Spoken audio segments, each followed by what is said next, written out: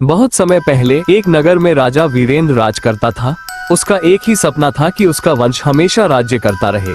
लेकिन उसकी सबसे बड़ी समस्या ये थी कि उसके पुत्र घमंडी और स्वार्थी थे। वे प्रजा से अन्याय करते, झूठ बोलते और बल प्रयोग से अपनी इच्छा पूरी करते थे। उसी नगर में राजा का भतीजा आर्यन भी रहता था।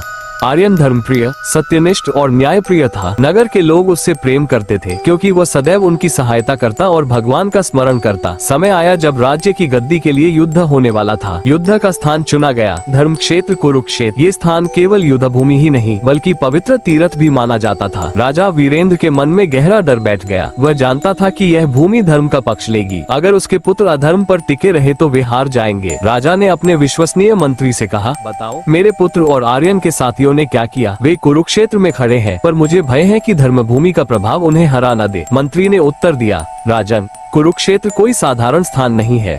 यहाँ युद्ध तलवारों से ही नहीं, आत्मा और धर्म से भी लड़ा जाता है। आपके पुत्रों के साथ केवल लोभ और अहंकार है, जबकि आर्यन के साथ सत्य, धर्म और भगवान का आशीर्वाद। सोचिए, इस पवित्र भूमि पर किसकी विजय होगी। राजा स्तब्ध हो गया। उसकी आंखों के सामने एक दृश्य आया। उसके पुत्र अधर्म के बीज बो रहे हैं, पर वह खेत बंजर हो रहा है। वहीं आर्यन धर्म का बीज बो रहा है और उसकी फसल लहलहा रही है। तभी मंत्री बोला, राजन, हर हृदय ही कुरुक्षेत्र है। यदि हम उसमें अधर्म बोते हैं तो नाश निश्चित है।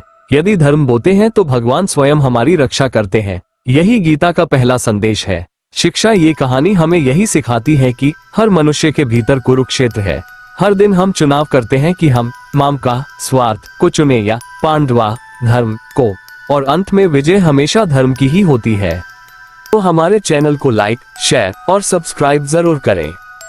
मुझे आपके समर्थन की बहुत जरूरत है, क्योंकि आपका एक सब्सक्राइब हमें हमारी संस्कृति को आगे बढ़ाने की शक्ति देता है।